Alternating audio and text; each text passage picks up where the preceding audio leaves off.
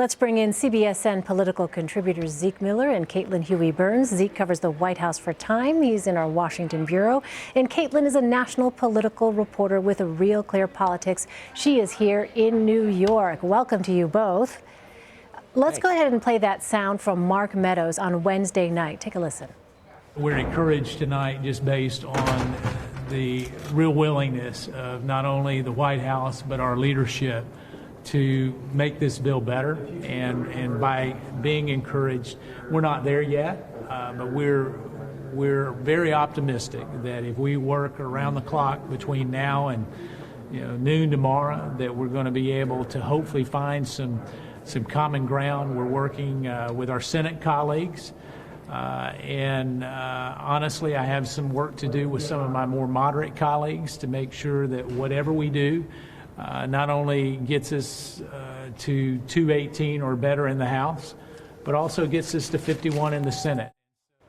All right, so to our panel, Caitlin, you spent the past few days on Capitol Hill.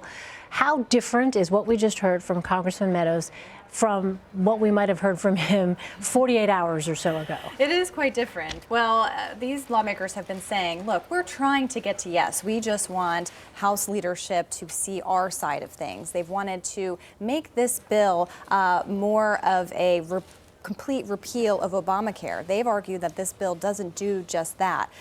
They have also, though, said that they are optimistic about making these changes. They've been saying that for some time now, too. So I think when we'll really know is when they hold the vote. It is going to come down to the wire, of course, but we've seen in past votes that are really close that they can kind of hold these votes open and basically, essentially, dare these Republican colleagues to vote against a bill that they're saying fulfills their campaign promises. So, Zeke, let me ask you, I mean, if there is still skepticism among some Republicans, why is House Speaker Paul Ryan so intent on holding to this vote for Thursday? Part of this is the optics of it all. Republicans have spent the last 7 years promising, if only you give us a majority in the House, if only you give us a majority in the Senate, too, if only you give us the White House, we'll repeal Obamacare. They've had all of this time to draft the bill. They're coming up on, Easter recess coming up. These members are going to start going home. They want to get this done as soon as possible, something done on Obamacare so that members can go home with a clear deliverable to their base. This is, the big check mark issue. There is really no binary here. There's no gray area. If they don't come back with something that is Obamacare related, they're all going to be in a lot of trouble at home. Well, so, Caitlin, there are reports that the Trump administration is weighing some last-minute changes to the bill to bring more members of the Freedom Caucus on board. Is there a political cost, though, potentially to doing that? Well, they are also contending with some moderate opposition as well. The opposition to this kind of spans the party. The Freedom Caucus and the most conservative members have certainly garnered the most attention, but you do have some more moderate members concerned with some of the provisions, particularly when it comes to Medicaid. What I think this is, though, is a real test for the Trump administration's agenda and anything else that Republicans want to do in Congress. To Zeke's point, the election of Donald Trump was supposed to be kind of the final puzzle piece in not only getting Obamacare done, but getting all of the things that they want to get done. And Trump has been saying, look, pass this and then we can move on to tax reform. If they can't get around this bill, not only in the House, but also in the Senate, their prospects for doing anything else really remain slim. So, Caitlin points out, Zeke, the political stakes here. At Wednesday's White House briefing, Press Secretary Sean Spicer said there's no plan B for the American Health Care Act if this one fails. So how do you interpret that comment, Zeke? Yeah, I mean, that all gets to, as Caitlin was saying, sort of the daring Republican members of Congress to vote against this legislation. They've promised this to their base that they're going to vote for repeal. Will they hold out and be absolutists? On the Freedom Caucus side and for the moderates who've railed against this bill, can they be bullied into voting for it? For the president, though, I mean, this really does get to, he's a novice at this. He's never been a legislator. He's, wrote The Art of the Deal. But deal making in Washington is certainly very different. And he campaigned, against sort of all these backroom, sort of kickback type style inducements that are given out to lawmakers. And here he is in his first major legislative package, sticking those in, whether it be the New York, sort of the upstate New York sort of bailout essentially for the counties that was put in the manager's amendment Monday night, which is designed to meet a certain number of lawmakers and win them over to the bill. Some of the other measures that were put in place to win over conservative members of the House, and now this potential 11th hour a change to win over some members of the Freedom Caucus.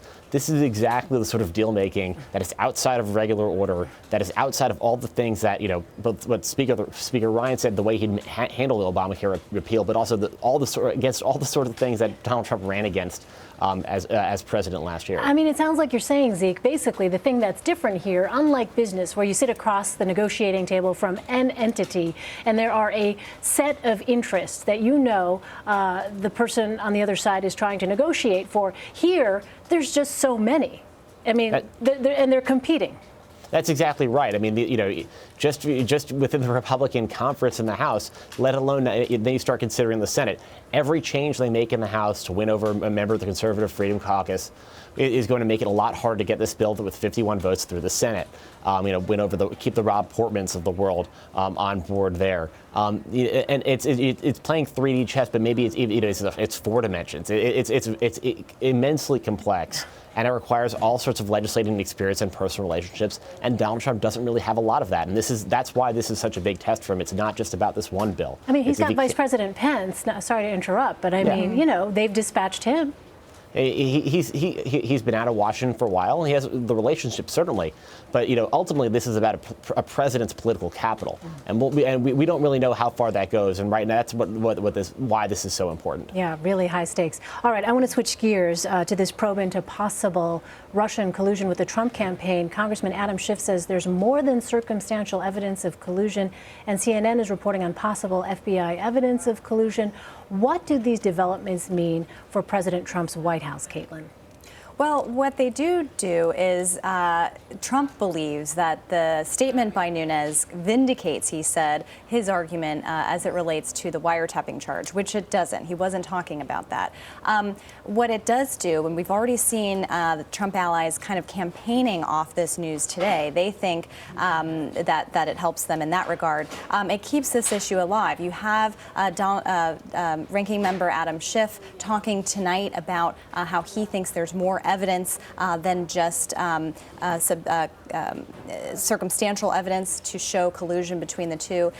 What I really think is really startling about Nunes going to the White House today is that it really, Democrats are saying, kind of undermines the credibility of an investigation he is trying to lead. And I think, you've had the intelligence community has been largely a bipartisan, well-oiled kind of committee, and now it is in jeopardy. You have Democrats saying that the investigation now is clouded. You're hearing more calls, actually, for an independent prosecutor on this. Yeah, and Zeke, we only have about a minute left, but your thoughts on this? Chairman Nunes going to the White House and not even briefing Adam Schiff. Yeah, I mean, that really was a stunning move, and it really highlights the political nature of all of this.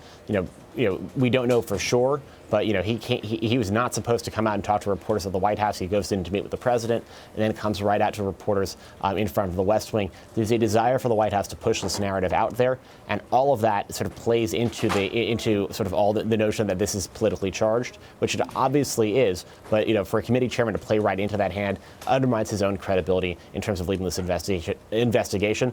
Obviously, the ranking member also holding his own press conference, revealing some of the same things, does it on the other side as well. But everyone's a little bit guilty of this, but that's the big perception problem for Congress right now. Okay, I know we said I only have a minute left. We actually have 2, so let me get this other one out. You've got these new questions, meantime, about ties potentially between Mr. Trump's former campaign chairman, Paul Manafort, and a pro-Russia political party in Ukraine. In a statement to CBS News, Manafort said, "I did not work for the Russian government." The White House is basically downplaying Manafort's role in the Trump campaign. How effective a strategy do you think that is, Caitlin?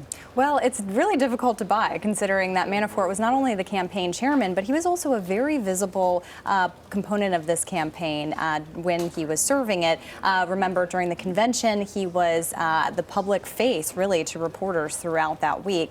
You've seen this from the White House. You've also seen it from people like Intelligence Chairman Devin Nunes, kind of downplaying some of the involvement, some of the associations of these people, which I think is really a difficult message to put forth, considering there's so much evidence to the contrary. It's really difficult for the White House to say that they didn't know Paul Manafort, that he wasn't really a big part of the campaign when he actually was.